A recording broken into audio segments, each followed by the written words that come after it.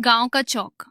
धूप ढल चुकी थी, लेकिन दिन का उजाला अब भी फैला हुआ था और ढाबे पर बैठे लोग आराम से बिरयानी खा रहे थे। दम पर चढ़ी बिरयानी की हांडी से उठती खुशबू हवा में फैल रही थी और रमेश अपनी थकी और कमजोर चाल के साथ धीरे धीरे ढाबे तक पहुंच जाता है। हांडी में दम लगती बिरयानी की महक चारों तरफ फैली थी। रमेश लड़खड़ाते कदमों से ढाबे तक आया।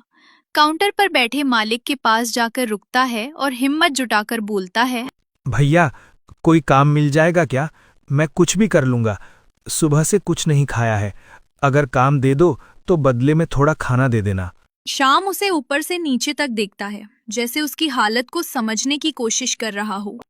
अभी कोई काम खाली नहीं है और वैसे भी यहाँ सब पैसों से ही चलता है, यूं ही कुछ नहीं मिलता। बात तो छोटी सी थी, मगर उसने अंदर तक चोट कर दी। मैं मुफ्त में नहीं मांग रहा, काम कर दूंगा, बस बदले में थोड़ा खाना दे देना। अरे समझ नहीं आता क्या?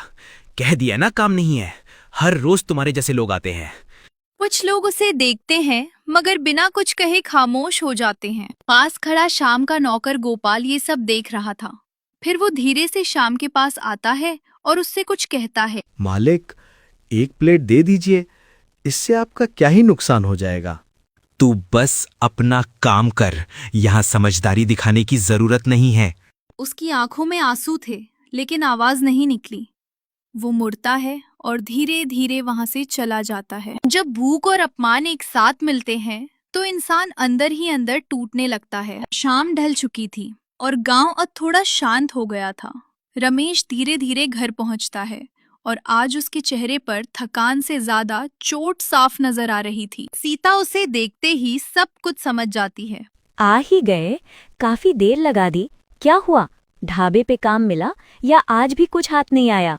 रमेश चुपचाप बैठ जाता है, कुछ देर खामोश रहता है और फिर धीरे से बोलता है। काम भी नहीं मिला और खाना भी नहीं, ऊपर से ऐसी बेइज्जती करके निकाल दिया जैसे मैं कोई इंसान ही नहीं हूँ।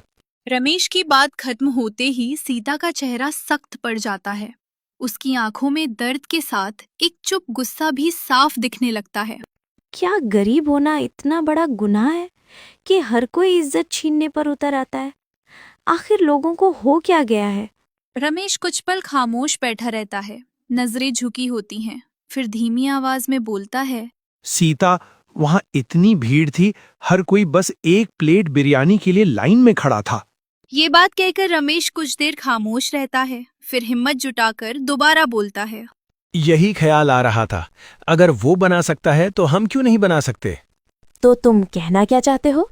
खुद का बिरयानी का ठेला लगाने की सोच रहे हो?